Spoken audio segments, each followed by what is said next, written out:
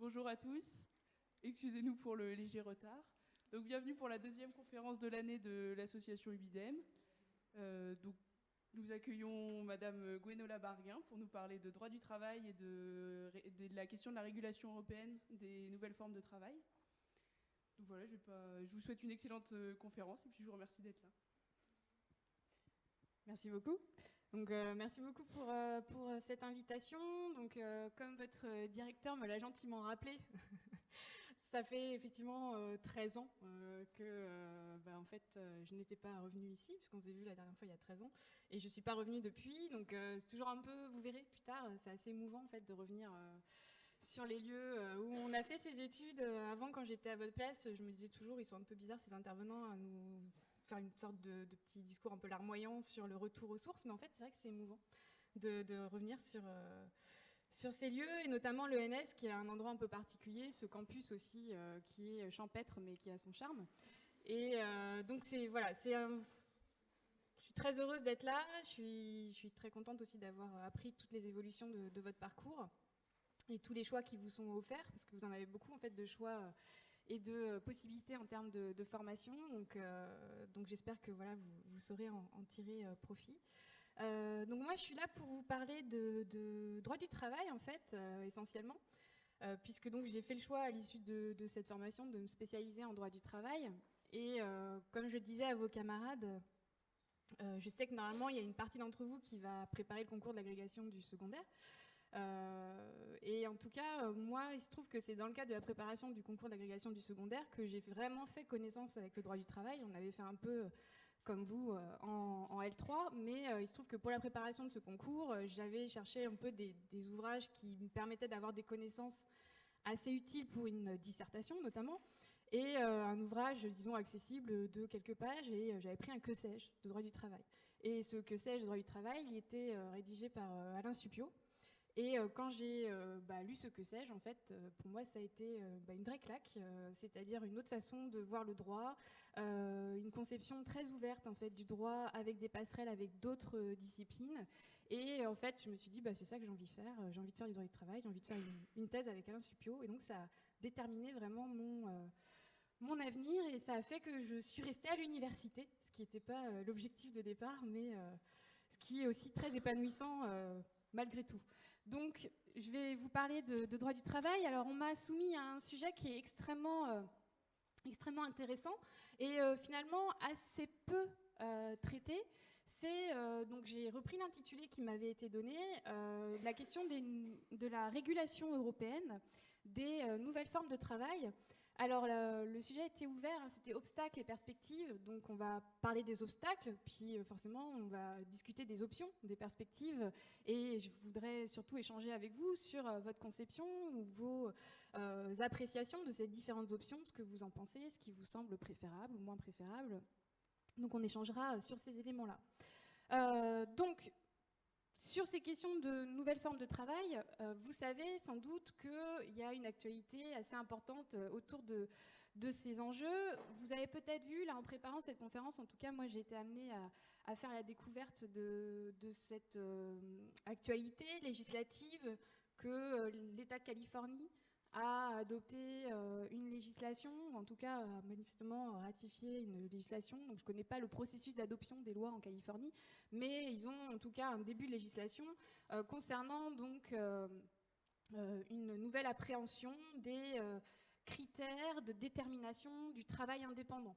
Et donc le 18 septembre 2019, a priori, cette législation a été donc ratifiée, et des critères ont été fixés pour déterminer donc, si un travailleur peut être qualifié de travailleur indépendant. Ce que je trouve intéressant dans l'approche qui a été adoptée, si j'ai compris, parce que je n'ai pas eu le temps et encore la possibilité de la lire, cette législation, donc ce que j'en ai compris des comptes rendus qui en ont été faits, c'est qu'on part de critères pour déterminer ce qu'est le travail indépendant. Et donc, on est sur une recherche de qualification du travail indépendant, ce qui va changer par rapport à ce qu'on va voir ensuite, qu'on recherche en général les critères de qualification du travail salarié. Là, la législation vous donne comme indication, a priori, que va être considéré comme un travailleur indépendant le travailleur qui est libre de tout contrôle de la part de la société. Le travailleur qui exécute une prestation dont la nature est différente de l'activité habituelle de la société. Donc, il exerce une prestation d'une nature différente de l'activité habituelle de la société et il exerce habituellement un métier qui est indépendant de la société avec laquelle il collabore. Donc, on s'intéresse au métier qu'exerce ce travailleur, on s'intéresse à l'activité habituelle de la société et on s'intéresse aussi à la dimension de contrôle ou non présente ou pas à l'égard de ce travailleur. Donc ça, c'est juste pour vous amener sur ces éléments d'actualité. Après, ça mériterait d'être discuté par rapport aux évolutions aussi jurisprudentielles en Californie, puisqu'ils ont eu pas mal d'affaires contentieuses concernant notamment Uber. Donc, mais là, on voit qu'il y a un début d'approche juridique de ces questions et une approche assez originale. Nous, en France, on a aussi une actualité, mais qui est beaucoup plus, on va dire, floue, qui est autour d'une histoire de projet de charte qui serait prévue par la loi et qui permettrait aux entreprises qui exercent des activités par le biais de plateformes numériques d'édicter des chartes indiquant un certain nombre de conditions de travail, de politiques en matière de travail de l'entreprise, chartes qui n'auraient pas vocation à entraîner ensuite la qualification de travailleurs salariés. Bref, vous avez donc des débats, des actualités juridiques autour de questions touchant plus particulièrement donc, le travail par le biais de plateformes numériques. Alors, l'intitulé de cette intervention, ce sont les nouvelles formes de travail.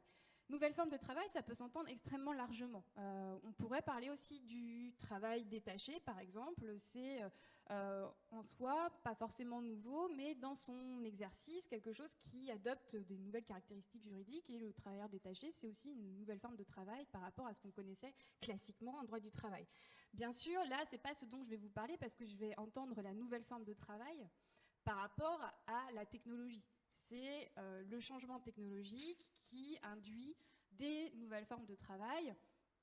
Un peu comme au 19e siècle, vous avez l'électricité, on peut travailler de jour comme de nuit, il n'y a plus de limite, on va dire technologique au travail du point de vue temporel, mais il y a encore des limites physiologiques, et donc le droit du travail va limiter le temps de travail. Là, avec Internet, avec le numérique, on a plus de limites temporelles, mais on n'a plus de limites spatiales non plus. C'est-à-dire qu'on peut travailler de n'importe où et à n'importe quelle heure. Donc, comment on va appréhender ces nouvelles formes de travail qui vont, du fait de la technologie, se faire sans limites temporelles et spatiales. Là-dessus, précisément, comme ces limites disparaissent, le travail va pouvoir prendre plein de types de formes. Et ces nouvelles formes, en fait, elles sont, et c'est bien, vous l'avez mis au pluriel, parce que on parle toujours des nouvelles formes, parce que c'est multiple. Ces mutations du travail, elles sont multiples, et on a beaucoup de mal, en fait, à les identifier toutes. Je dirais que juridiquement, je ne peux pas vous donner une classification de ces nouvelles formes de travail. On va voir que nous, on appréhende ça, travail indépendant, travail salarié, mais pour classer, organiser ces différentes formes de travail, finalement, moi, ce que j'ai fait, c'est que je suis allée chercher le travail d'un sociologue, un ouvrage d'un sociologue qui est sorti, alors il me semble cette année, ou l'année dernière, qui s'appelle « En attendant les robots » de Antonio Casilli, je ne sais pas si vous connaissez, qui est chercheur à l'EHESS. Et en attendant les robots, donc il décrit précisément ça. Il analyse ces nouvelles formes de travail et ce qu'on appelle plus largement le travail numérique. Je ne sais pas si vous avez déjà entendu l'expression, c'est le digital labor ou travail numérique.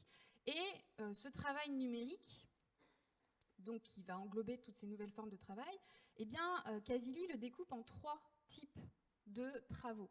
Donc, pour pouvoir savoir de quoi on parle, je vous propose cette typologie qui a le mérite de regrouper les 3 principaux éléments qui attirent en fait les discussions ou posent un certain nombre de questions.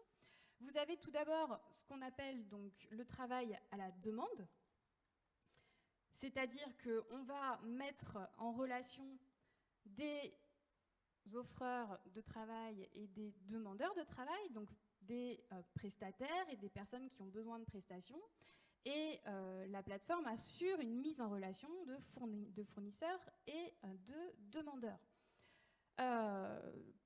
Les caractéristiques de ce travail à la demande, en général, mais c'est toujours pareil, c'est en général, donc ça peut être peut-être un peu différent selon les types de plateformes, ça va être que ce type de travail, il repose sur finalement des qualifications qui ne sont pas forcément très élevées, qu'on va avoir des modalités souvent du type sous-traitance ou éventuellement des rémunérations à la tâche. Mais encore une fois, ça peut être extrêmement varié dans ces types d'exercices. Pour vous prendre un exemple que je donne aux étudiants, parce que moi, quand je l'ai découvert, ça m'a un peu frappé, c'est l'existence, notamment aux États-Unis, de call centers qui sont donc sous forme de cloud, on va dire, c'est-à-dire que vous avez donc des travailleurs indépendants qui sont à domicile, ils ont comme matériel de travail un casque audio, et puis ils se connectent à la plateforme, et après ils reçoivent les appels des entreprises qui ont besoin de tel ou tel conseil, et la plateforme gère la mise en relation des prestataires et puis des travailleurs. Et cette société, donc c'est une société de call center, mais version 21e siècle. Et vous voyez que là, il n'y a pas besoin de délocaliser dans un pays à bas coût, puisque en fait, le bas coût, c'est le travailleur indépendant qui travaille à domicile. Et donc ça coûte pas grand-chose. Donc là, du coup, vous avez un travail qu'on va appeler sous forme de nuage. Alors ce que les Américains appellent maintenant, j'ai découvert le terme, le human cloud. C'est-à-dire qu'on va avoir un nuage virtuel de travailleurs volontaires, indépendants. Et ces travailleurs, ils sont aussi invisibles quelque part, parce que voilà, ils ne sont pas dans des locaux, dans une entreprise, ils sont chez eux. Et puis, il y a la plateforme numérique qui les rend finalement invisibles. Donc ça, c'est le travail à la demande, je dirais, générique. Et puis, vous avez une deuxième catégorie, un type de travail à la demande qui est un peu plus pointu, un peu plus spécifique, qui est ce qu'on appelle le micro-travail.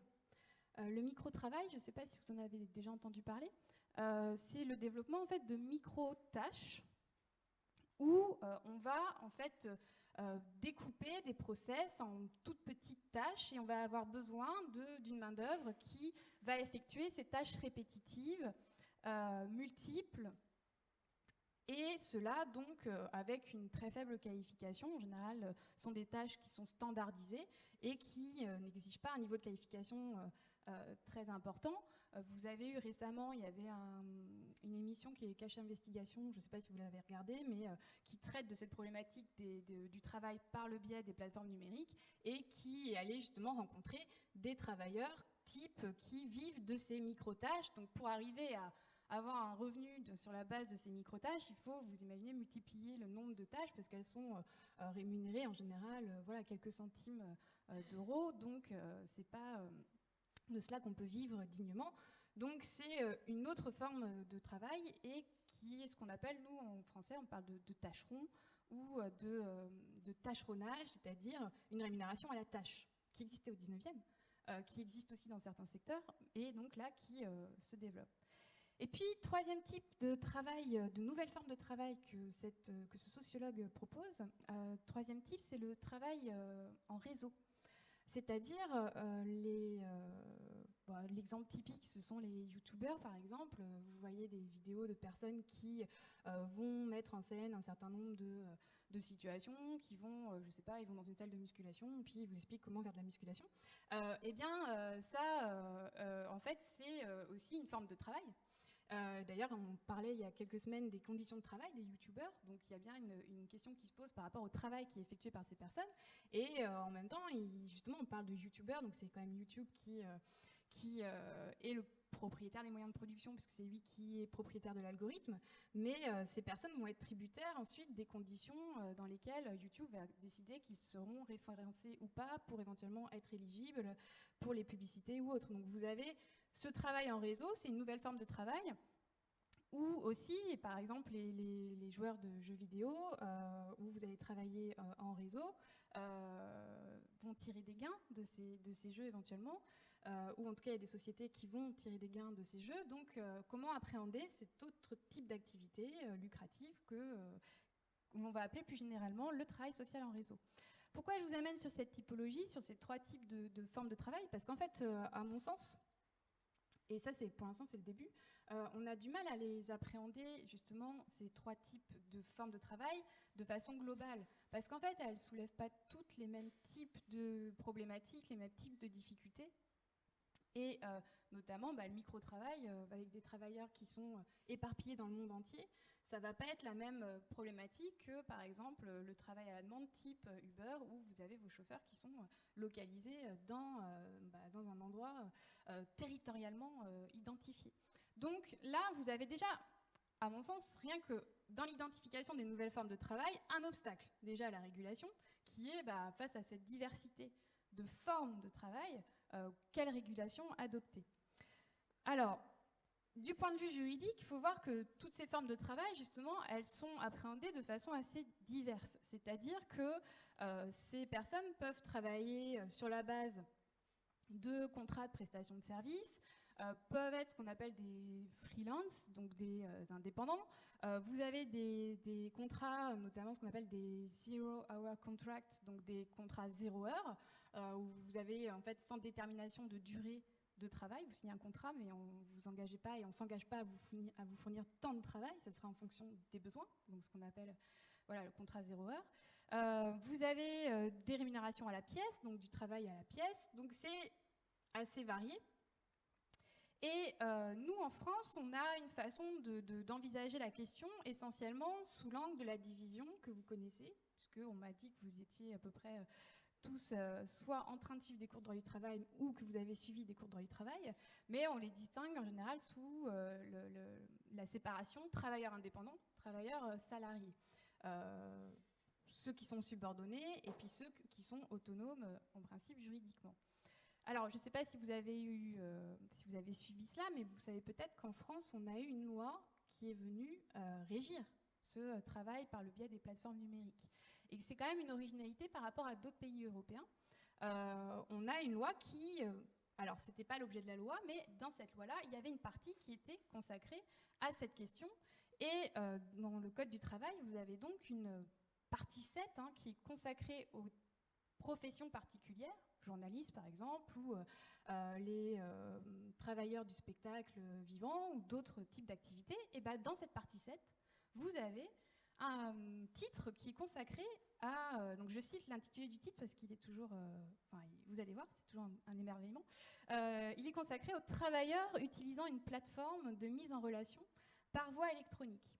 Vous noterez que c'est le travailleur qui utilise la plateforme, ce n'est pas la plateforme qui utilise le travailleur. Et dans ce titre, vous avez un certain nombre de droits qui sont reconnus aux travailleurs. Alors, ce sont des droits assez rudimentaires, mais ce sont des droits tout de même, notamment en matière collective, c'est-à-dire un droit d'organisation, la possibilité de s'organiser, de se regrouper pour faire valoir des revendications. Vous avez la possibilité de cesser l'exécution de la prestation sans pour autant avoir une rupture du contrat en réponse comme sanction de cette cessation d'activité, donc ce qui s'apparente à des droits collectifs. Mais ce qui est intéressant dans cette loi, c'est que la plateforme qui est visée, parce que c'est la question de son champ d'application, cette plateforme, c'est indiqué qu'elle détermine les caractéristiques de la prestation de service fournie. Donc, c'est la plateforme qui fixe les éléments de cette prestation et c'est indiqué que cette plateforme, elle fixe le prix. Et à cette condition, elle aura une responsabilité sociale, je cite la loi, la plateforme a une responsabilité sociale à l'égard de ses travailleurs. Donc, vous voyez que la loi admet elle-même que nos travailleurs, qu'elle ne qualifie pas de travailleurs salariés, donc qui vont rester des travailleurs indépendants, elle reconnaît quand même que la plateforme va leur fixer leur prix des prestations et qu'elle fixe les caractéristiques de la prestation. Donc ça aussi peut être utilisé pour montrer que ces personnes ne sont pas si indépendantes que ça dans l'exercice de leur activité. Donc voilà, ce qu'on a dans le Code du travail, c'est tout. Après, vous avez eu, je pense que vous en avez tous entendu parler, vous avez eu une jurisprudence extrêmement importante, extrêmement commentée, qui ne s'est pas faite sur la base de cet article et de cette loi que je viens de vous indiquer, compte tenu du moment où elle est intervenue. C'est un arrêt qui s'appelle l'arrêt Take It Easy, je ne sais pas si vous en avez entendu parler, qui a été rendu par la Chambre sociale le 28 novembre 2018. Donc je sais qu'on vous a fait circuler l'article que j'avais écrit, mais il se trouve que je l'ai écrit en novembre 2017 et qu'il a été publié en février 2019, soit presque un an et demi plus tard. Donc bon, du coup, entre-temps, il y a eu l'arrêt Take It Easy. Et cet arrêt Take It Easy, il est très intéressant. Déjà, c'est le premier arrêt qui est rendu sur cette question des travailleurs par le biais de plateformes numériques. Et surtout, cet arrêt, il va reconnaître, au vu des faits de l'espèce, que ce travailleur qui était un coursier, eh bien, devait être considéré comme étant lié à cette société par un lien de subordination. Pourquoi ? Parce qu'il y avait, d'une part, et ça c'est très original, parce que c'est dans la motivation un peu particulier, d'une part parce qu'il y avait une géolocalisation qui était effectuée de ce travailleur. Donc qui dit géolocalisation dit en quelque sorte contrôle, puisque du coup on sait où vous êtes, à quelle heure et où. Donc la Cour de cassation vous dit il y a un système de géolocalisation, et elle vous dit également qu'il y a un pouvoir de sanction, effectivement, parce que ces personnes étaient soumises à ce qu'appelait la société des strikes. Donc on ne disait pas avertissement, parce qu'il y a tout un vocabulaire qui est utilisé par ces sociétés pour échapper justement au vocabulaire du droit du travail, pour dire bah non, mais nous, on ne vous fait pas travailler des salariés, parce que de toute façon, regardez déjà la façon dont on s'adresse à eux, ce ne sont pas des salariés. Donc déjà, on ne va pas leur parler d'avertissement, on va leur parler de strike, et donc selon tel ou tel comportement, vous aviez un strike, 2 strikes, voire 3 strikes. Et ça, les juges français, même s'ils ne sont pas forcément anglophones, ils ont bien compris que strike, ce n'était pas une récompense, et que, a priori, c'était bien pour normer le comportement de ces travailleurs que c'était adopté. Donc, les juges du fond avaient dit oui, c'est évocateur d'un pouvoir de sanction. La Cour de cassation leur dit non, mais il faut aller jusqu'au bout de votre raisonnement. Si c'est évocateur d'un pouvoir de sanction, c'est un pouvoir de sanction. Et donc, comme il y a pouvoir de sanction, eh bien, la Cour de cassation a dit très bien, on a les 3 éléments du lien de subordination, on a la direction, on a le contrôle et on a la sanction. Donc, on a la subordination, donc contrat de travail. Donc ça, c'est la Chambre sociale, et voilà où on en est actuellement du point de vue juridique en France. Et donc, j'arrive à mon sujet, qui est la régulation européenne, parce que précisément, la question qui se pose, c'est quelle régulation européenne ? Comment et pourquoi réguler ces nouvelles formes de travail ? Vous avez déjà une première question qui est sur le principe même d'une régulation européenne. Est-ce que cette régulation européenne est possible du point de vue, ne serait-ce que des compétences de l'Union européenne ? Vous avez 2 angles d'approche. Soit on appréhende cette question des régulations européennes par le côté régulation du marché, de l'économie collaborative, qui est un angle qui a été adopté par la Commission européenne. Elle a notamment, dans le cadre d'une communication sur la régulation de l'économie collaborative, donc c'était le 2 juin 2016, vous avez un agenda européen sur l'économie collaborative. Et l'idée, c'est bien évidemment comment construire un marché intérieur de cette économie collaborative. Et dans le cadre de cet agenda, eh bien, elle évoque cette problématique du travail au sein de l'économie collaborative. Notamment, elle va indiquer qu'il s'agit de développer ces activités tout en sécurisant en fait, le cadre juridique dans lequel ces activités vont pouvoir avoir lieu. Et notamment, elle va souligner les difficultés que posent les différences d'approche nationale de ce qu'est un travailleur au sein de cette économie collaborative. Donc ça, c'est un axe plutôt classique et qui est dans les compétences de l'Union européenne. Après, vous avez l'autre axe, donc là, classique de mon point de vue de travailliste, c'est-à-dire poser la question des conditions de travail du point de vue du droit du travail. Alors, on vous dit assez souvent, pour résumer très grossièrement, que l'Union européenne n'a pas de compétences en matière de droit du travail. Bien évidemment, ça n'est pas vrai dit comme cela.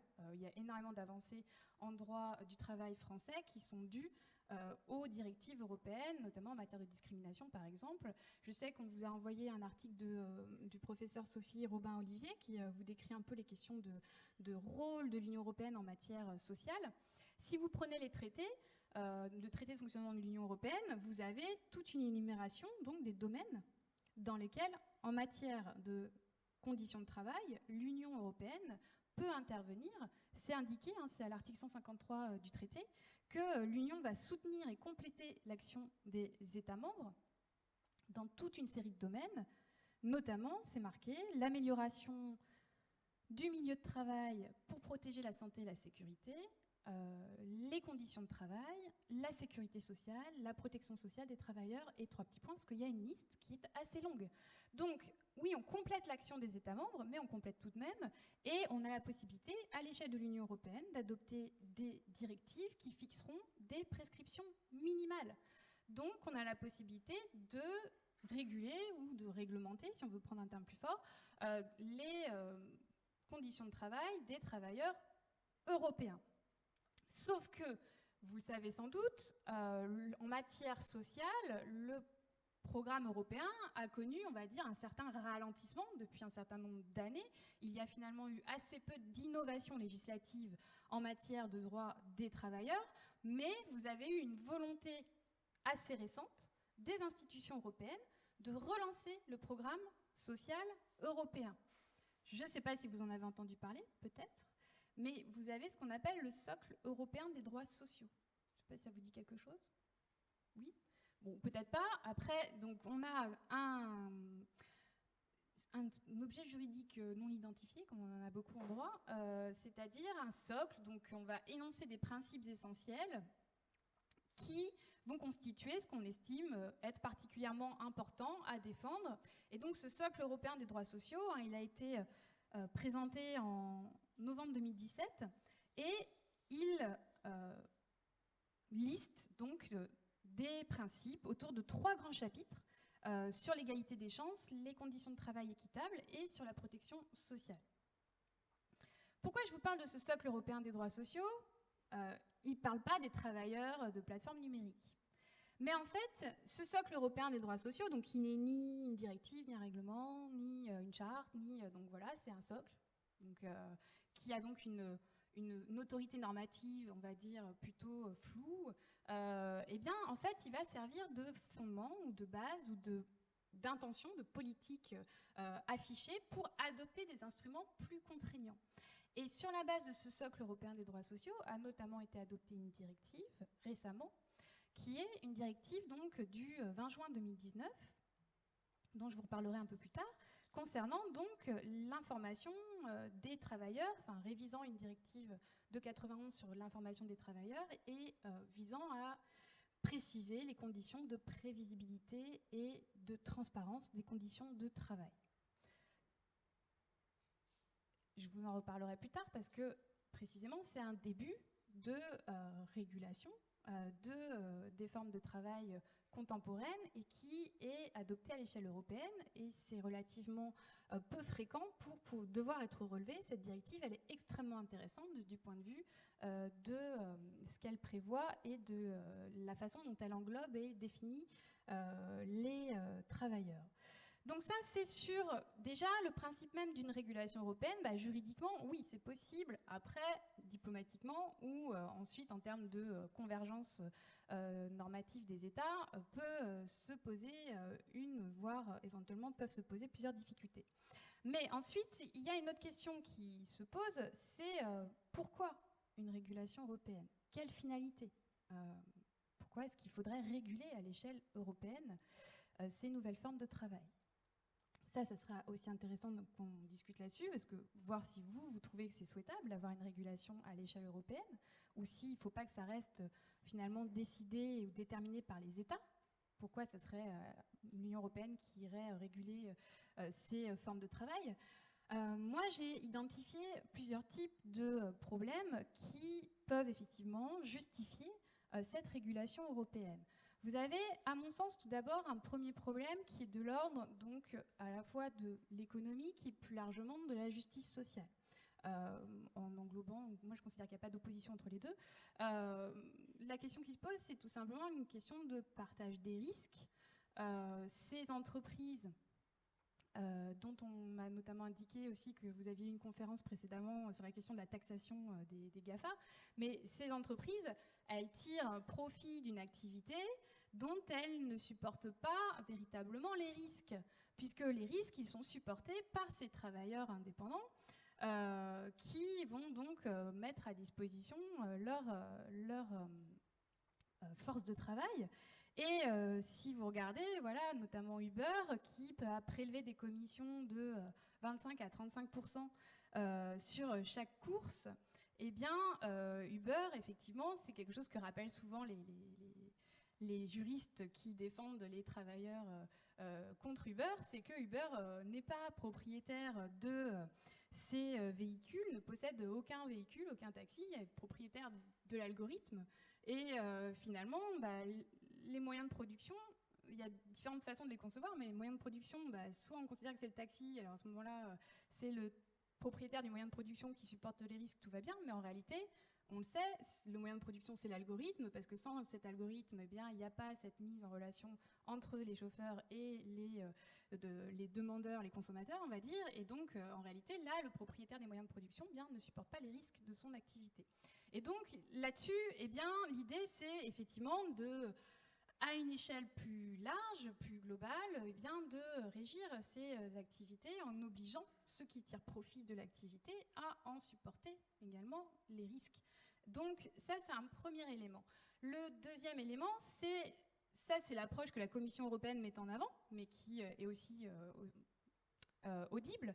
C'est un élément à la fois économique, mais économique en termes de sécurité juridique, qui est de dire finalement, si chaque État fixe ses propres règles, les prestataires que sont ces entreprises eh bien, vont être soumises à un risque économique lié à une insécurité juridique, puisqu'elles sont plus ou moins susceptibles de faire l'objet de contentieux au gré de leurs implantations selon les États concernés. Donc le fait d'avoir une incertitude, ce que la Commission européenne souligne, une incertitude sur les règles applicables, eh bien, ça entraîne une fragmentation du droit qui donc génère une insécurité juridique et donc, je cite la Commission, empêche les avantages de cette économie de se matérialiser pleinement.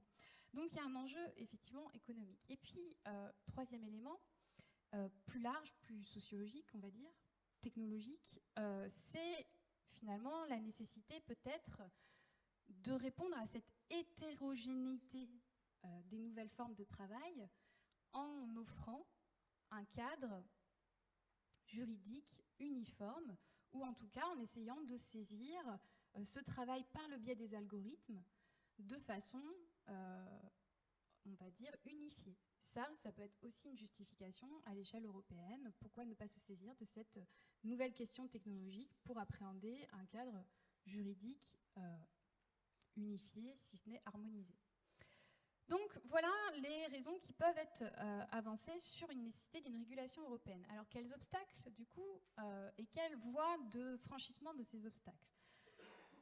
À mon sens, il y a un obstacle essentiel qui est de nature juridique. Je vais traiter celui-là essentiellement parce que j'ai des lunettes de juriste et encore plus de travailliste. Donc on reste juriste quand même, mais c'est un peu déformé. Et donc, effectivement, à mon sens, l'obstacle principal, et qui est extrêmement traité, vous avez beaucoup de publications par des chercheurs anglo-saxons, vous avez notamment Nicolas Kuntouris, qui est enseignant à UCL, qui a beaucoup travaillé sur ces questions. Vous avez aussi des chercheurs qui sont à l'OIT, donc Valerio de Stefano. Vous avez un chercheur qui est doit être à Oxford, qui est Jeremias Pressel, que vous pouvez aussi, qui a un compte Twitter qui est très actif sur ces questions, qui a sorti un ouvrage là-dessus, qui est en fait la question de la définition du travailleur à l'échelle européenne. C'est-à-dire que déjà, réguler à l'échelle européenne les nouvelles formes de travail, ça implique qu'on s'entende déjà à l'échelle européenne sur ce qu'est un travailleur et ce que n'est pas un travailleur. Et ça, en fait, c'est déjà la première étape avant d'aller dans le détail des types de travaux qui sont effectués.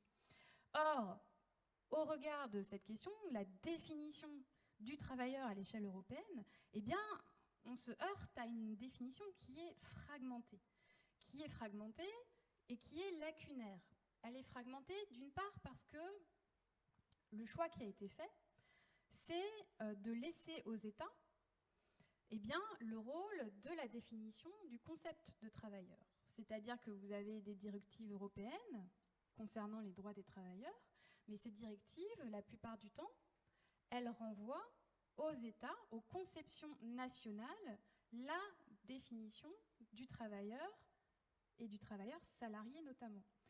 Vous avez par exemple la directive transfert qui va renvoyer à l'approche nationale. Elle vous dit est travailleur toute personne qui est protégée en tant que travailleur dans le cadre de la législation nationale sur l'emploi.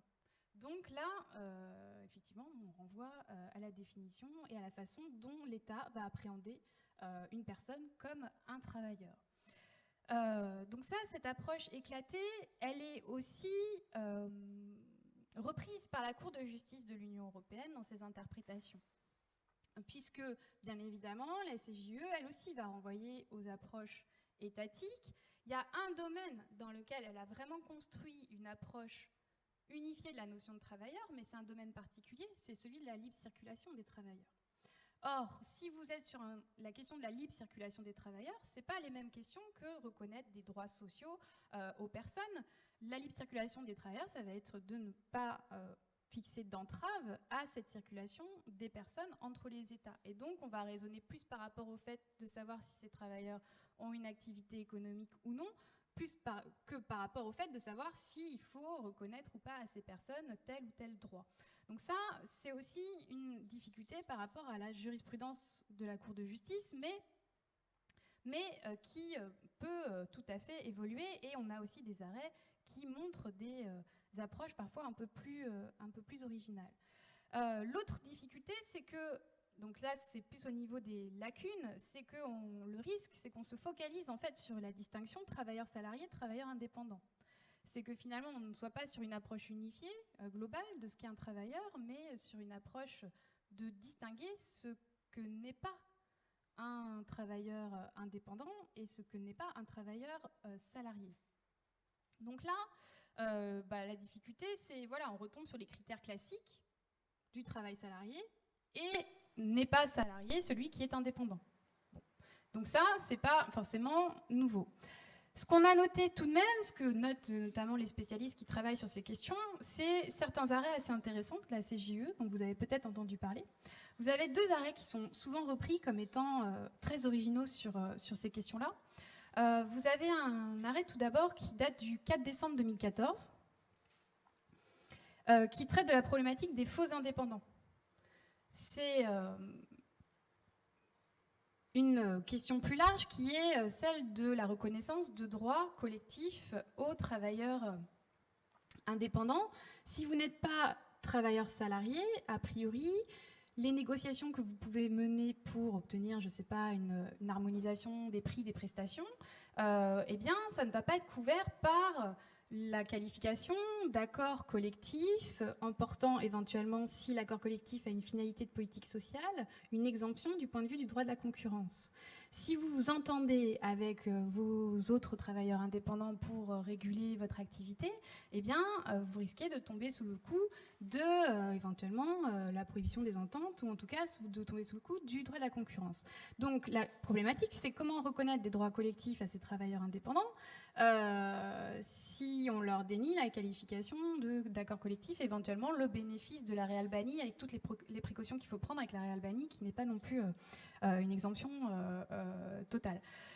Donc, que vous dit la Cour de justice dans cet arrêt ? En fait, vous allez voir, assez ambigu. C'est-à-dire que d'un côté, elle vous dit, non, de toute façon, c'est pas parce que vous avez une convention collective qui est signée entre travailleurs indépendants qu'ils vont bénéficier de l'exemption. Donc, en gros, elle vous dit, je cite, la disposition d'une convention collective de travail conclue par une organisation de travailleurs au nom de prestataires de services indépendants ne constitue pas le résultat d'une négociation collective entre partenaires sociaux et donc ne saurait être exclu en raison de sa nature du champ d'application de l'article 101, paragraphe 1 du traité sur le fonctionnement de l'Union européenne. Donc en gros, elle vous dit, c'est pas parce qu'il y a une négociation collective avec peut-être des représentants de ces prestataires, mais à partir du moment où ils sont indépendants, on considère que ça n'est pas un accord collectif conclu par des partenaires sociaux et qui sera donc exempté. Donc là, c'est un premier problème. Donc vous allez me dire, on est toujours dans les lacunes ou les obstacles. Oui, là, c'est un bel obstacle. Mais ce qu'elle vous dit tout de même, et c'est ça qui fait que beaucoup reprennent cet arrêt comme étant un arrêt pouvant potentiellement ouvrir sur une autre approche de la question, c'est qu'elle reconnaît que on peut éventuellement reconnaître que cette convention collective de travail puisse être donc qualifiée comme telle et puisse être le résultat d'un dialogue social si les prestataires de services en question, au nom desquels on a négocié, eh bien, constituent de faux indépendants, c'est-à-dire, en réalité, des prestataires qui sont dans une situation comparable aux travailleurs salariés. Et donc là, elle vous donne, je ne vais pas vous faire un cours là-dessus, mais elle vous donne les critères d'identification des faux indépendants. Et donc, elle admet qu'on puisse avoir des prestataires de services qualifiés comme indépendants, mais qui en réalité exercent dans les conditions de travailleurs salariés. Et elle vous dit, à ce moment-là, effectivement, si ce sont de faux indépendants pour lesquels vous avez négocié, eh bien, on pourra considérer que c'est en réalité un accord collectif. Donc c'est pour ça que là, on a une voie, éventuellement, en tout cas, une prise de conscience que, oui, il y a bien cette problématique des faux indépendants. C'est pas du tout pour une question de plateforme numérique, pour le coup, cet arrêt. C'est une histoire d'orchestre et de personnes qui sont salariées et d'autres indépendants. Et ils avaient négocié un accord avec un tarif qui était prévu, quels que soient les statuts des membres de l'orchestre. Donc, vous voyez qu'on est loin des plateformes numériques, mais en même temps, ça pose la même question que la question qui est posée pour les travailleurs qui exécutent une activité par le biais de plateformes numériques. Et si on veut aller donc sur le terrain du dépassement des obstacles, je vais résumer pour qu'on puisse discuter. En gros, je vous ai distingué deux éléments. Il y a les évolutions, puis il y a les options. Les options, justement, on va voir que voilà, il y a plein de possibilités, que ça reste ouvert. Au niveau des évolutions, moi j'en ai noté une, et celle que je vous ai évoquée en introduction, qui me semble extrêmement importante, c'est cette directive qui est donc adoptée le 20 juin 2019. Et cette directive, elle est donc relative à des conditions de travail transparentes et prévisibles. Pourquoi c'est une évolution importante ? Alors, déjà, en fait, les évolutions, elles sont surtout visibles dans les considérants de la directive, donc dans le préambule. Et c'est là, en plus, il y en a énormément des considérants. Donc là, vous voyez toutes les tractations, les discussions diplomatiques qui ont eu lieu, les oppositions de conception entre les États et aussi les groupements d'intérêt. Mais en tout cas, ça aboutit à des considérants qui sont extrêmement intéressants. Déjà, le premier considérant de la directive, c'est un considérant qui renvoie à l'article 31 de la Charte des droits fondamentaux de l'Union européenne. Donc c'est assez notable, et il vous dit que tout travailleur doit avoir droit à des conditions de travail qui respectent sa santé, sa sécurité et sa dignité, de même qu'à une limitation de la durée maximale du travail. Alors ça, vous allez me dire, c'est bien, a priori on le sait que tout travailleur a droit au respect de sa santé, de sa sécurité et de sa dignité, heureusement, mais le fait de le mettre déjà en ouverture de la directive, c'est-à-dire qu'on fait référence aux droits fondamentaux, donc on va être sur une approche universaliste ou universalisable, et on va viser tout travailleur, donc quel qu'il soit. Donc a priori, à partir du moment où on travaille, on devrait être en droit de bénéficier de ces conditions qui respectent la santé, la sécurité, une durée maximale du travail, par exemple. Donc ça, c'est un signe intéressant. L'autre élément, celui qui est particulièrement important, c'est en fait le considérant 8 de la directive. Qu'est-ce qui vous dit ce considérant 8 ? Sachant qu'il y a plusieurs considérants qui renvoient au socle européen des droits sociaux. En fait, il vous dit... Alors, il est assez mystérieux, mais précisément, dans le mystère, on peut trouver tout un tas d'interprétations qui peuvent satisfaire selon les points de vue qu'on veut défendre. C'est indiqué que la Cour de justice a établi des critères pour déterminer le statut de travailleur. Ok, bon, ça, on le sait. Et elle vous dit, l'interprétation que donne la Cour de justice devrait être prise en compte dans la mise en œuvre de la directive. Donc, en fait, déjà là, elle vous dit, en gros, c'est dans les mains de la CJUE. C'est la Cour de justice qui, en fait, a le pouvoir d'étendre ou pas, en réalité, le champ d'application de la directive. Et on va s'en remettre à l'interprétation de la CJUE. Mais quand même, le considérant précise que dès lors qu'ils sont dans les critères, donc je vous cite, pour autant qu'ils remplissent ces critères. Ces critères, c'est quoi? C'est les critères que la Cour de justice de l'Union européenne aura définis ou qu'elle a définis, mais qu'elle est susceptible de faire évoluer. Donc pour autant qu'ils remplissent ces critères, les travailleurs domestiques, les travailleurs à la demande, les travailleurs intermittents et les travailleurs des plateformes et les stagiaires et les apprentis pourraient entrer dans le champ d'application de la présente directive. Donc, on aurait un texte pris à l'échelle européenne qui aurait vocation donc à concerner tout un ensemble de travailleurs, y compris des travailleurs à la demande, y compris des travailleurs qui travaillent, donc ce qu'elle a appelé des travailleurs de plateforme. Donc, il reste à identifier ces travailleurs de plateforme. Alors, ça, c'est quand même un point important, même si c'est tributaire après de l'interprétation que la Cour de justice de l'Union européenne va donner pour fixer les critères permettant d'identifier un statut de travailleur à l'échelle européenne. Et ensuite, donc, le considérant fait mention également de la question des faux indépendants, puisque, je passe, c'est assez long, mais il vous parle de l'abus du statut de travailleur indépendant. Donc, vous avez bien une prise en compte, en tout cas une sensibilisation à ces questions d'utilisation des faux indépendants et de contournement éventuellement du droit du travail. Alors après, il y a plein de choses qui sont intéressantes parce que je vous passe, c'est très long, il y a beaucoup de considérants, mais sont également mentionnés les contrats 0 heure, par exemple. Dans le contenu de la directive même, vous avez des articles qui concernent les travailleurs à la demande. Donc on a bien le terme de travailleurs à la demande. Donc on leur donne une existence juridique. Voilà, ça reste très minimal. On peut considérer que la compétence de l'Union européenne reste de fixer des exigences minimales. Mais en tout cas, c'est un début d'appréhension juridique globale de ces problématiques de distinction de travailleurs salariés et de travailleurs indépendants applicables aux travailleurs de plateforme. Je passe sur les évolutions parce que l'idée, c'est pas de faire trop long. Et je voulais juste vous amener sur les options. Et comme ça, on va pouvoir en discuter ensemble. Sur les options possibles, c'est-à-dire, voilà, si on va aller au-delà du cadre minimal, quelles sont les voies qui peuvent être empruntées? Là-dessus, vous avez différentes approches possibles. En ce moment, il y a pas mal de chercheurs qui travaillent sur une autre façon d'appréhender le problème. Donc c'est une première option que je vous soumets. C'est en fait d'analyser ces plateformes numériques donc, qui ont recours à de la main-d'œuvre comme des agences d'emploi privées. En quelque sorte, de reprendre le cadre juridique qu'on a construit pour les entreprises de travail temporaire, les agences d'intérim, et de, par analogie, appliquer ce cadre aux plateformes numériques. Et donc, d'identifier une relation de travail triangulaire avec une personne qui offre son travail, une personne qui met en relation l'offreur de travail, avec ensuite celui qui aura besoin de ce travail. Et donc, du coup, là-dessus, moi je ne suis pas spécialiste de la question, mais je trouve que c'est extrêmement intéressant. Ces chercheurs-là, qui défendent cette approche-là, vont chercher les conventions de l'Organisation internationale du travail, qui régissent justement les agences d'emploi privées.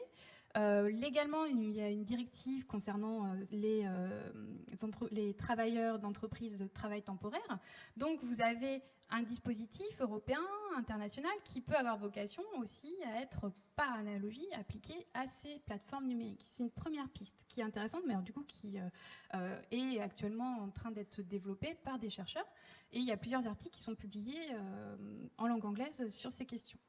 L'autre élément qui est actuellement extrêmement discuté, c'est de reconnaître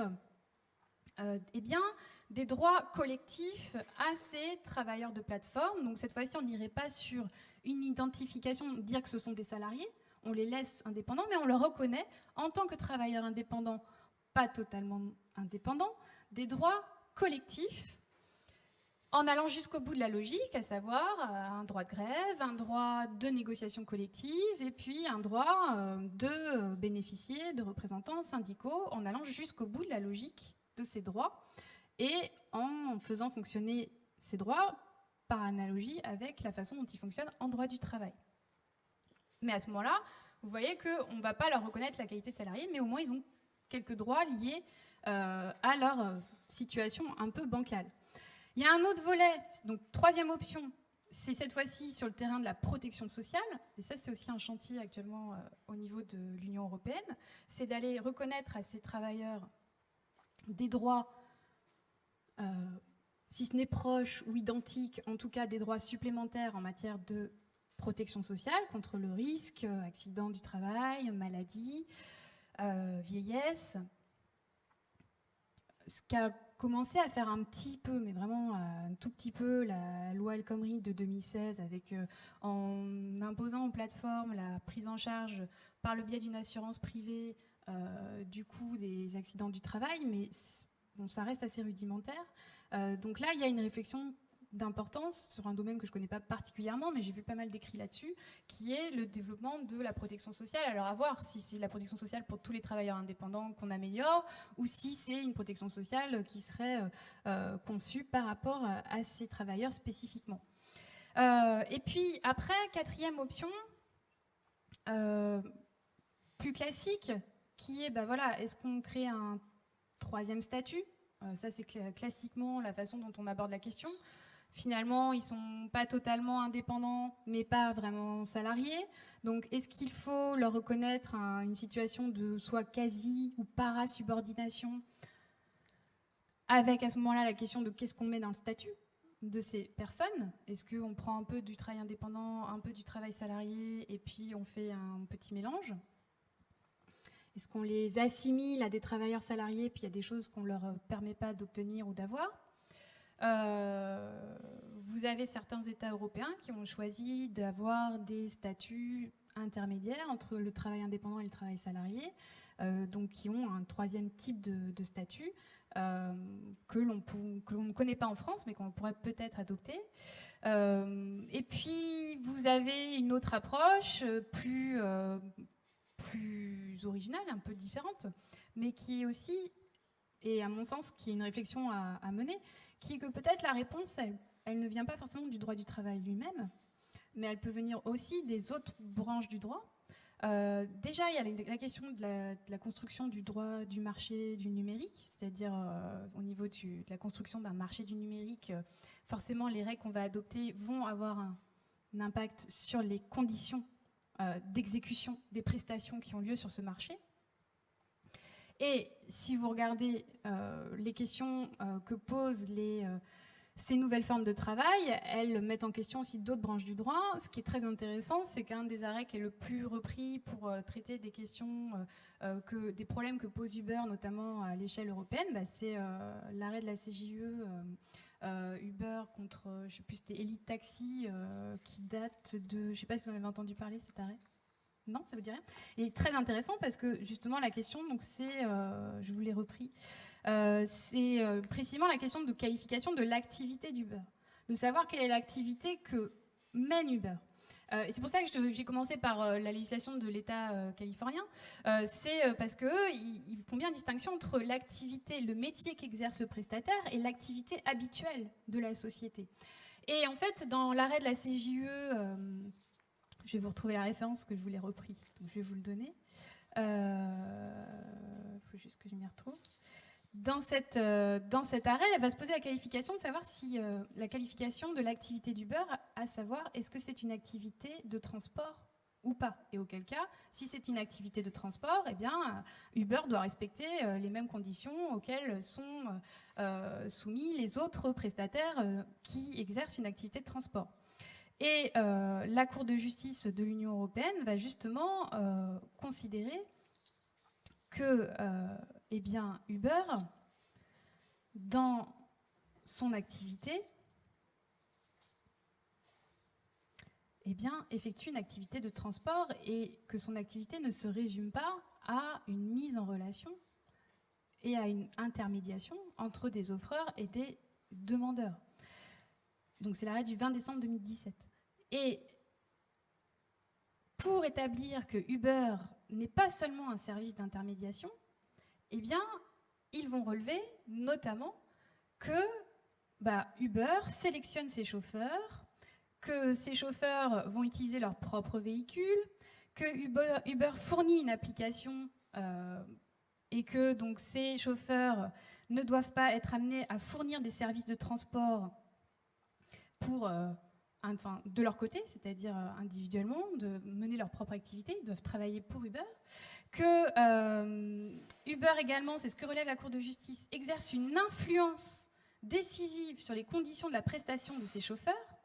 Et donc, c'est bien indiqué que Uber établit le prix maximum de la course, qu'elle collecte le prix, etc. Donc, vous avez tout un descriptif et on rentre dans le détail de la façon dont l'activité fonctionne. Or, ça s'est fait dans le cadre de quoi? Ça s'est pas fait dans le cadre d'une question de droit des travailleurs d'Uber. Ça s'est fait dans le cadre de la qualification de l'activité que mène Uber pour savoir si Uber doit être soumis ou non aux mêmes règles que celles applicables aux transporteurs soumis au droit européen. Et donc, en fait, il y a aussi un autre angle d'approche qui est de partir. On peut partir du droit de la consommation, on peut partir du droit des personnes. Est-ce qu'il n'y a pas un droit à la vie privée, je ne sais pas, de ces travailleurs, avec la question de l'algorithme qui contrôle finalement ces personnes. Le droit fiscal, bien sûr, qui peut être aussi un autre moyen de s'assurer. Si on va un peu plus largement, c'est-à-dire pourquoi ces sociétés ne participent pas de la prise en charge du risque social qu'elles génèrent par le fait de cette activité. Donc on peut aussi aller au-delà de simplement la question du statut de ces travailleurs et puis s'interroger plus largement sur est-ce qu'il n'y a pas aussi d'autres approches, d'autres branches du droit plus à même de faire participer ces sociétés à la solidarité du fait du risque qu'elles font encourir à ces personnes qui travaillent pour elles. Donc voilà, c'est des options et qui sont donc ouvertes à la discussion. Je vous remercie.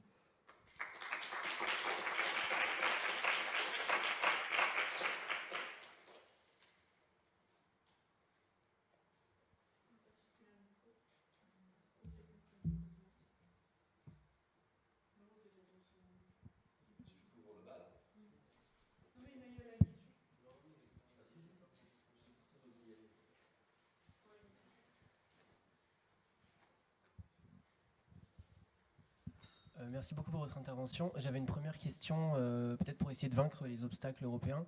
Est-ce que l'hypothèse d'une coopération renforcée entre certains États qui admettrait que les travailleurs de plateforme dans ces États changent de qualification, ça permettrait de vaincre ces obstacles, ou est-ce qu'on aurait une atteinte au principe d'égalité, ou, enfin, selon vous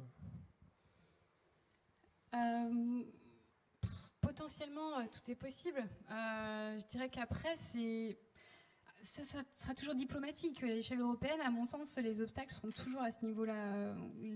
C'est pas pour rien que le ralentissement en matière de droit du travail est à peu près concomitant avec l'élargissement de l'Union européenne. Donc oui, vous pouvez après revenir en fait sur une sorte de noyau de l'Union européenne ou trouver des convergences d'intérêts entre quelques États. Sauf que, est-ce que c'est pas reporter le problème parce qu'à ce moment-là, on trouvera toujours un moyen de contourner ce noyau d'États qui vont se mettre d'accord et finalement, qui va se mettre d'accord? Et à ce moment-là, ça veut dire d'aller contre les intérêts d'autres États. Donc, je suis pas certaine. Voilà, potentiellement c'est possible, mais en fait, la limite, elle sera toujours diplomatique. Bonjour, merci pour cette conférence. Je voulais vous interroger par rapport à la problématique de YouTube en ce moment, par rapport au statut des YouTubeurs. Donc, il y a 10 ans, YouTube n'était qu'un service de mise de vidéos sur Internet.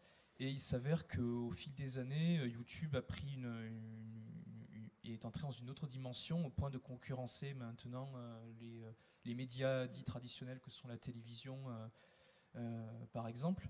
Et il y a donc cette question du statut des youtubeurs et par rapport notamment au fait ce qui doivent être considérés comme des travailleurs indépendants, par rapport justement au fait que vous disiez que par rapport à la rémunération des vidéos, certaines vidéos sont monétisées et on constate que de plus en plus de youtubeurs ne se contentent pas simplement de mettre des vidéos à côté par exemple d'une activité salariée. Pour certains youtubeurs, leur métier c'est YouTube.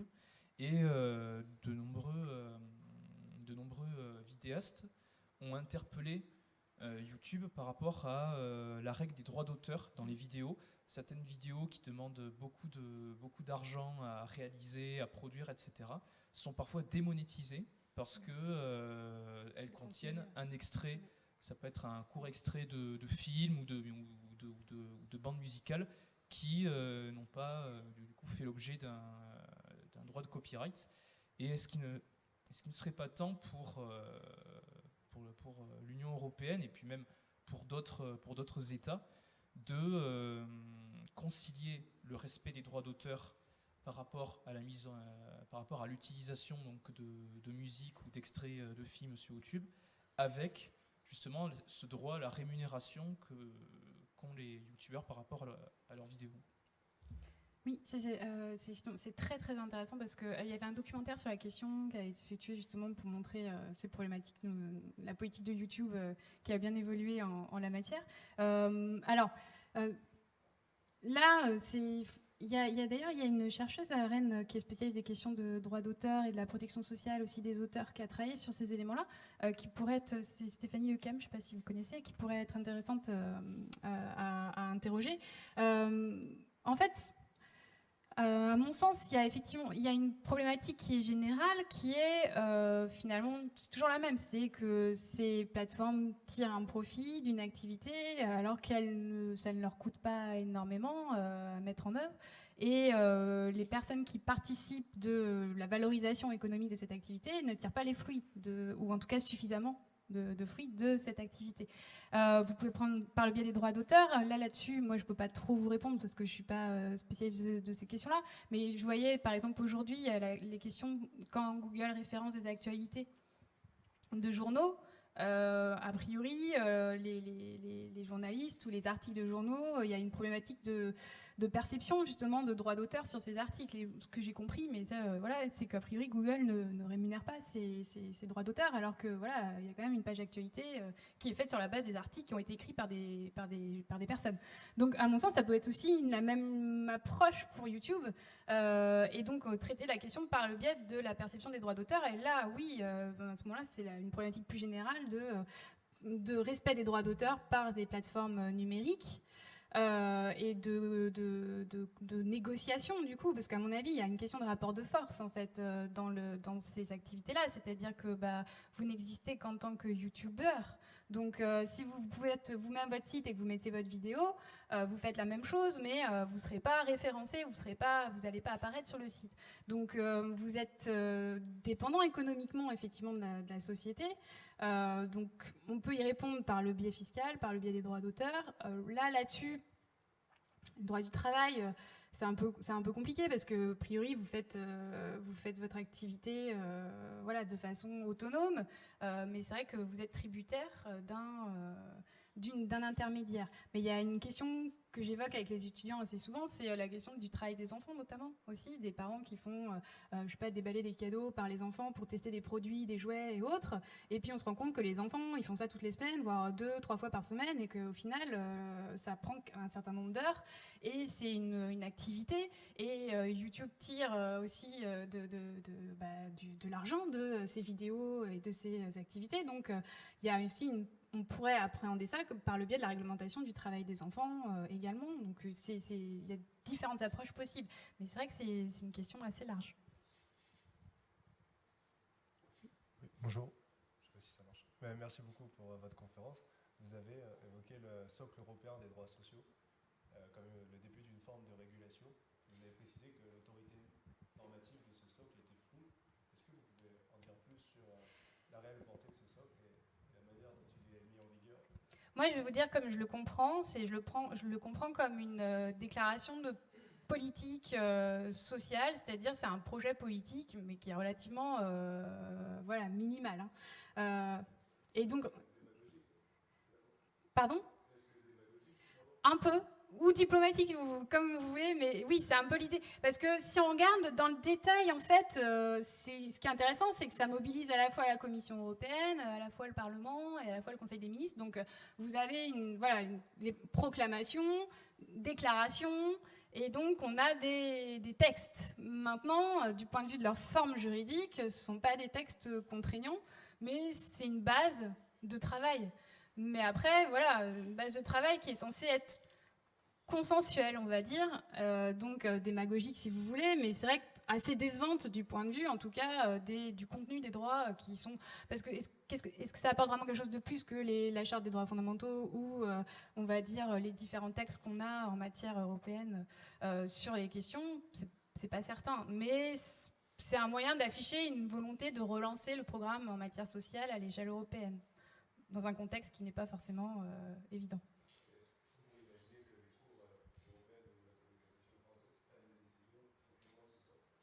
Moi, je pense que ça peut servir d'interprétation, c'est toujours pareil. Parce que ce qui est intéressant, c'est que les considérants de la directive font référence au socle européen des droits sociaux. Donc, ça peut servir de guide ou d'éléments d'interprétation. Si vous vous donnez plus de poids à tel terme dans la directive, vous pouvez l'interpréter à la lumière du considérant qui lui-même s'interprète à la lumière du socle européen des droits sociaux. On peut le faire comme ça. Maintenant, on est habitué avec la Cour de justice en matière sociale, la CJUE, on est quand même aussi habitué à ces interprétations assez restrictives parfois de certains droits.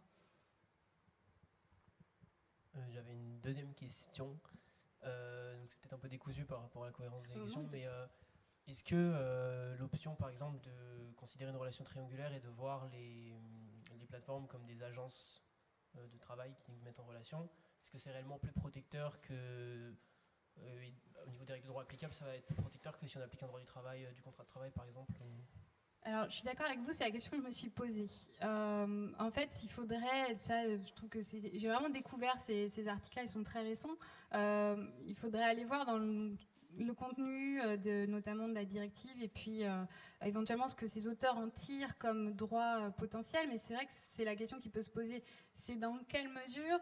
Alors, la réponse est si. D'un côté, ça peut apporter des droits parce qu'il y a un cadre juridique identifié, identifiable, et donc on a voilà, des contrats et un certain nombre de droits attachés à ces contrats. Et on peut considérer à ce moment-là que ces personnes ont un contrat de travail et après que vous avez un contrat qui est signé entre deux prestations. Donc on pourrait avoir des contrats juridiquement identifiés avec des droits propres à ces contrats, type comme on a en matière d'intérim. Après, est-ce que ça fait rêver le statut des intérimaires, si c'est ça votre question? La réponse est effectivement non, a priori, mais en même temps, c'est ce que répondent certains travailleurs. Alors après, on n'a pas les statistiques, mais qui ne souhaitent pas forcément un statut de salarié, qui aussi apprécient d'avoir une gestion, on va dire, dans le temps, qui est en fonction de leurs besoins et de mener leur activité en fonction de leur rythme et en fonction de leurs souhaits. Mais voilà, combien ça concerne de travailleurs? Est-ce que c'est vraiment un souhait partagé? Et l'intérim, effectivement, c'est pas non plus l'idéal. Mais voilà, moi, à mon sens, je considère que l'approche qui me semble la plus cohérente, c'est celle de la chambre sociale. Là, pour le coup, je suis tout à fait sur cette ligne-là. À partir du moment où ils ne sont pas indépendants, si on a on a les critères de la subordination, ça ne pose pas du tout de question, en fait. C'est juste que c'est un algorithme et que l'algorithme, il faut rentrer dedans. Voilà, faut aller voir comment il fonctionne. Donc, il y a une barrière technologique. Mais en fait, si on regarde comment ça fonctionne dans le détail, on voit bien que oui, il n'y a pas du tout de liberté de travailler. Elle est assez fictive. Mais est-ce qu'il n'y a pas un risque que, en réaction, les plateformes, dès lors qu'elles savent que la Cour de cassation va retenir les critères de la subordination, est-ce qu'il n'y a pas un risque qu'ils utilisent des biais de plus en plus psychologiques et indécelables? Par exemple, on voyait peut-être les nudges oui. Pour inciter les travailleurs à... C'est ça. Et vous avez les chercheurs, alors c'est, je crois, dans la Columbia Law Review, ils ont analysé justement ces techniques incitatives de psychologie sociale pour orienter les comportements. Pour autant, on n'est pas forcément dans la recherche d'une coercition. On peut avoir des dispositifs incitatifs et qui orientent les comportements et considérer qu'en même temps, si on fait que orienter les comportements, je ne suis pas sûre que les plateformes se contentent juste d'une orientation des comportements et qu'il n'y aura pas derrière toujours un moyen de s'assurer que les comportements vont dans le bon sens. C'est-à-dire qu'il y a toujours un élément de contrôle. Mais c'est effectivement le risque. De la même manière qu'elles changent leur vocabulaire, eh bien, elles vont essayer de dissimuler au maximum les moyens de contrôle des personnes.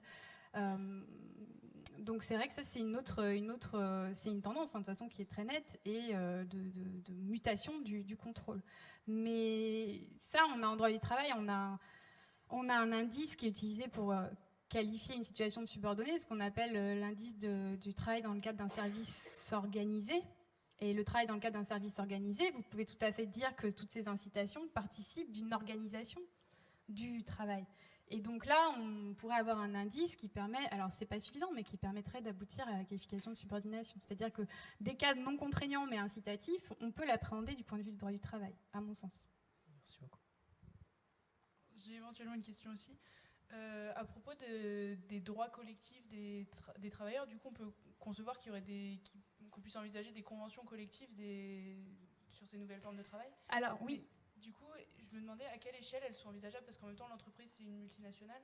En même temps, les situations des travailleurs, elles peuvent être, je pense, très différentes entre les pays en fonction des droits nationaux qui sont déjà en place. Oui, alors ce que j'ai vu, c'est que ça, il faudrait creuser un peu, mais alors il y a un rapport qui a été effectué, je crois que c'est par l'ETUI, l'organisme syndical européen. Vous avez un site ETUI et vous avez un rapport qui a été effectué par différents chercheurs de différents États européens. Notamment en France, c'est Isabelle Dogarel. Et justement, ce qui montre, c'est que dans ces différents États, il y a des pratiques de certaines sociétés, dont j'ai oublié les noms, qui ont signé des accords collectifs avec des organisations de travailleurs indépendants. Mais ça, c'est vrai que c'est du coup, en fait, c'est ponctuel, hein, c'est en fonction des sociétés, c'est en fonction de leur politique aussi. Le statut juridique de ces accords n'est pas forcément très clair.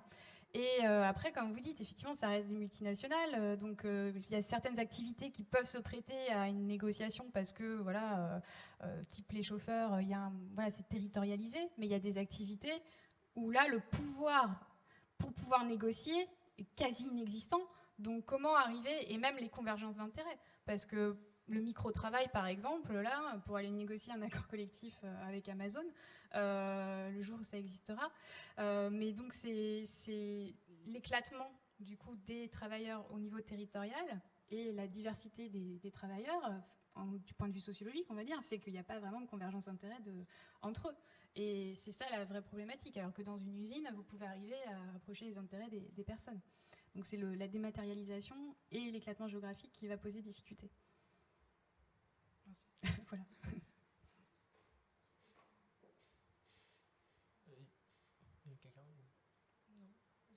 J'avais une autre question. Est-ce que du côté de la Cour européenne des droits de l'homme et du Conseil de l'Europe, il n'y a pas aussi d'autres protections qui pourraient être mises en œuvre plutôt que de chercher un terrain d'entente diplomatique qui est complexe avec l'Union européenne ?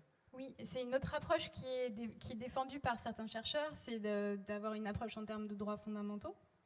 Et donc, a priori, il y a une possibilité de s'appuyer sur certaines décisions, certains arrêts de la Cour européenne des droits de l'homme où elle a eu une interprétation assez large, notamment par exemple de la liberté d'association, pour couvrir un certain nombre de travailleurs sans se préoccuper de déterminer s'ils étaient salariés ou indépendants. Donc il y aurait éventuellement une piste à ce niveau-là, mais qui implique de raisonner en termes du coup de droits de l'homme. Et donc, je dirais de minimum universalisable, en fait, mais qui peut être une première avancée éventuelle.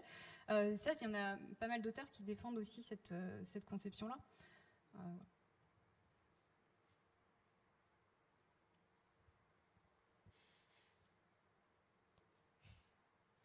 S'il n'y a pas d'autres questions, du coup, on va... T'en as une autre encore ? Là, sur cette question, je risque un peu peut-être de rejoindre les inquiétudes de vos étudiants, mais est-ce que, au final, le fait qu'on n'arrive pas à faire entrer cette situation dans une catégorie juridique comme le contrat de travail, le travailleur indépendant, ça montre pas l'insuffisance du droit positif et le problème, le fait que le droit positif soit inadapté aujourd'hui à la réalité sociale ? Moi, je pense pas qu'on n'arrive pas à... C'est pas qu'on n'arrive pas, c'est qu'il y a un arbitrage que le pouvoir politique ne veut pas faire. C'est tout à fait possible de considérer que ces personnes doivent avoir un contrat de travail, les critères sont là. Là, on est sur une charte. Donc, c'est quoi ? En fait, c'est qu'on considère que si on impose le contrat de travail, donc le droit du travail, on va pénaliser cette activité économique. Mais ça, c'est hyper classique en droit du travail. Ça a toujours été la question. Enfin, quand au 19e siècle, il a fallu voter la loi sur le travail des enfants puis des femmes, c'est bien évidemment que ça pénalise l'activité économique. C'est évident. Quand le statut des conventions collectives a été adopté progressivement, c'est bien une limitation de la concurrence qui s'opère. Donc le droit du travail aura toujours un effet sur l'activité économique et maintenant c'est aussi une question de viabilité en fait de ces activités-là du point de vue de ceux qui la font.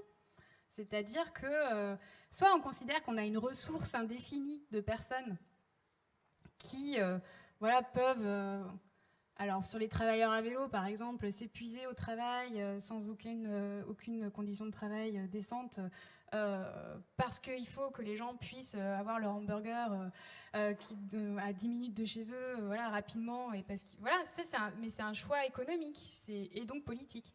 Et dans ce cas, est-ce que, alors, au regard des libertés fondamentales du marché intérieur et de l'Union européenne, est-ce qu'une régulation est compatible parce que si jamais on doit faire cet arbitrage, on sait très bien que oui. Le marché intérieur primera toujours. Donc, bien sûr. Bah oui, ça c'est clair que du point de vue à l'échelle européenne, on est un peu bloqué par ces impératifs économiques liés à la construction du marché intérieur. Mais tout dépend comment on intègre cette question dans la définition d'un marché intérieur, d'une économie collaborative. Et je pense que si ça va ensemble, c'est-à-dire que si du côté, mais pareil en matière fiscale à l'échelle européenne, c'est pas forcément plus simple, mais si on a un ensemble de branches du droit qui vont être convergentes dans une logique de il faut que ces sociétés prennent en charge une partie du risque, ça peut aller de pair, mais c'est pas simple. Mais je dirais pas qu'on n'arrive pas à les faire entrer dans une catégorie juridique. Il y a des difficultés qui se posent. À mon sens, elles ne sont pas particulièrement nouvelles, et les difficultés qui se posent, elles ne sont pas propres aux plateformes numériques.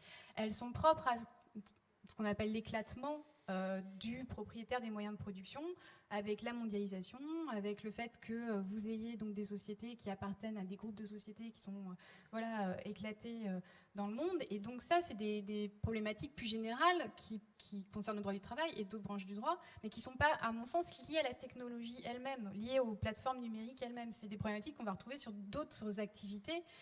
Vous voyez l'arrêt sur les chefs d'orchestre, là, ou les orchestres, c'est une des problématiques assez classiques du point de vue du droit du travail. Donc c'est pas propre à c'est parce que ce sont des nouvelles formes de travail, ce sont des nouvelles problématiques. Et donc dans ce cas, est-ce qu'on peut pas envisager un rôle de l'OIT ou d'un échelon plus important qui puisse rattraper les multinationales? Oui, c'est pour ça qu'il y a beaucoup de travaux qui se font à l'échelle de l'OIT, mais le gros problème de l'OIT, c'est qu'il faut encore que les pays ratifient les conventions.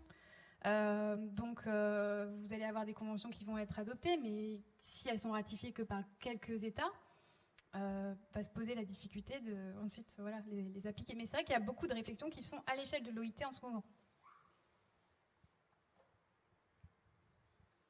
Juste une question par rapport à l'arrêt Kikitizi. Oui. Par rapport à une des innovations qu'elle apporte, parce qu'il a toujours dit que l'existence d'une relation de travail ne dépend pas de la volonté exprimée par les parties. Est-ce que c'est pas un problème et une innovation qui est peut-être contestable, parce que du coup ça voudrait dire que le contrat de travail ne serait plus une relation consensuelle, mais plutôt une institution comme le contrat de mariage par exemple, on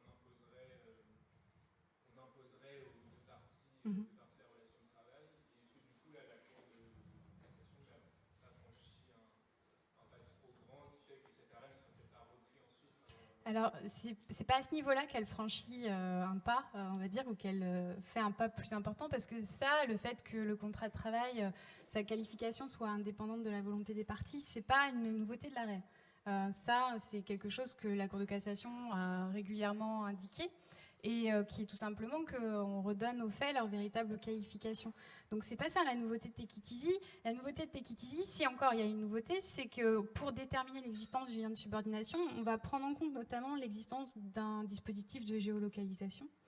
Mais sur le fait même de dire, voilà, peu importe la façon dont vous avez nommé votre contrat, ce qui compte, ce sont les faits dans lesquels vous exécutez votre contrat, ça, c'est pas nouveau. Et c'est même une approche que aussi la Cour de justice de l'Union européenne retient. Donc on n'est pas du tout sur une singularité nationale, ni même jurisprudentielle. Non, la nouveauté, elle est plus sur le fait qu'on va identifier un pouvoir de sanction, vous voyez, de façon, bon voilà, avec, là à mon sens il existait bien, mais un pouvoir de contrôle plus sur la base d'un dispositif qui est la géolocalisation. Après, là où on ira encore plus loin, c'est quand on identifiera le pouvoir de contrôle à partir de l'algorithme qui est utilisé. Mais c'est pour ça que justement on se pose la question de l'accès à cet algorithme et l'accès aux données que protègent très bien ces sociétés pour savoir comment il fonctionne cet algorithme et quels sont les choix qui président à l'élaboration de cet algorithme et quels sont les choix qui président à la mise en œuvre de cet algorithme. Là, le jour où on aura un arrêt de la Chambre sociale qui fait mention de l'algorithme, ça sera assez intéressant. La Cour d'appel de Paris, pour justement sanctionner Uber, et admettre l'existence d'une relation de travail salarié, parce qu'on a un arrêt de la Cour d'appel de Paris cette année qui a admis l'existence d'un travail salarié avec un chauffeur Uber, elle a fait référence à l'algorithme d'Uber, mais de façon très générale. Donc là, ce serait voilà, plus l'innovation à ce niveau-là, la prise en compte de la technologie, mais pour ce qui est de la qualification, ça, c'est pas nouveau. Alors, s'il n'y a pas d'autres question, peut-être juste pour conclure, on ne vous a pas demandé, mais si vous pouviez, quitte à ce que vous soyez une ancienne qui est revenue ici pour une conférence, si vous pouviez en quelques mots nous dire peut-être qu'à notre place, vous auriez aimé entendre, dans l'optique éventuellement de devenir enseignant-chercheur, ou en tout cas sur la poursuite de vos études après, une fois que vous êtes sorti de l'ENS. C'est-à-dire que je me remets dans la peau d'une étudiante. Non, mais par exemple, je sais pas, c'est peut-être quelque chose qui, je sais pas si ça vous... Pour la suite, pour éventuellement continuer comme chercheur ou... Oui, par exemple. Oui, alors après, je sais pas si... alors j'ai cru comprendre que vous aviez des choix de parcours ou de matières un peu variées, mais après... Si certains réfléchissent à une carrière éventuellement de chercheur, c'est juste un petit peu long, on va dire, mais je dirais que la formation que vous avez, elle s'y prête très bien. C'est ce que j'expliquais à certains de vos camarades ce midi, c'est que en fait, la qualité que vous avez, il me semble, sans prétention aucune, mais c'est que vous savez faire des passerelles entre les disciplines et entre les branches du droit, parce que vous savez que les juristes, ils pensent qu'ils font plusieurs disciplines quand ils font 2 ou 3 branches du droit. Par exemple, s'ils font du droit des sociétés, du droit du travail, ils sont bidisciplinaires. Mais justement, nous qui avons eu des formations avec plusieurs disciplines, et précisément, on sait manier différentes disciplines et on sait aussi voir les différences de langage, les différences de concepts, et on voit bien que moi, ce qui m'avait marqué, par exemple, c'était quand on me parlait du travail, quand j'avais un cours par un économiste qui me parlait du travail, c'était pas du tout le même langage qu'un juriste qui me parle du travail. Donc on avait un même objet, mais des façons d'en parler totalement différentes, avec des concepts et des systèmes totalement différents. Donc ça, c'est un plus en fait, et c'est très très riche pour une formation de chercheur ensuite. Après, c'est aussi très riche pour d'autres activités, parce que ce que je disais aussi à vos camarades, c'est que moi je me vois dans ma promotion, il y a eu plein de parcours très variés, avec certains qui sont partis à l'étranger, certains qui étaient juristes et qui sont devenus chercheurs en marketing, d'autres qui sont devenus chercheurs en management, il y en a qui sont devenus juges administratifs, d'autres qui sont juges judiciaires. Enfin, vous avez plein de types de parcours possibles parce que vous avez une formation qui vous donne une palette assez variée et que après vous êtes rodé à certains types d'exercices. Alors c'est vrai que pour les concours c'est plus simple parce que vous êtes formé à préparer des concours, mais vous avez aussi une formation qui peut vous permettre de faire des recherches de qualité. Après, il faut trouver le domaine qui vous intéresse, celui qui fera que vous accepterez de vous lancer dans un parcours assez semé d'embûches. Mais il y a quand même beaucoup de choses qui sont possibles. Voilà, moi, c'est ça que j'aurais aimé qu'on me dise, c'est-à-dire qu'il y a plein de possibilités. Après, il faut aller les chercher. Et le plus difficile, c'est finalement de savoir, vu que moi, je me souviens très bien. J'avais fait cette prépa-là parce que j'aimais bien l'histoire, la philo, l'éco, et que le droit, je connaissais pas. Donc, je voulais faire un peu de tout. Et on m'a dit, il y a ça. Finalement, en fait, j'ai fait ma thèse en droit, mais en étudiant des théories économiques. Je sais pas si c'était bien, mais en tout cas, ça m'a occupée pendant un certain nombre d'années.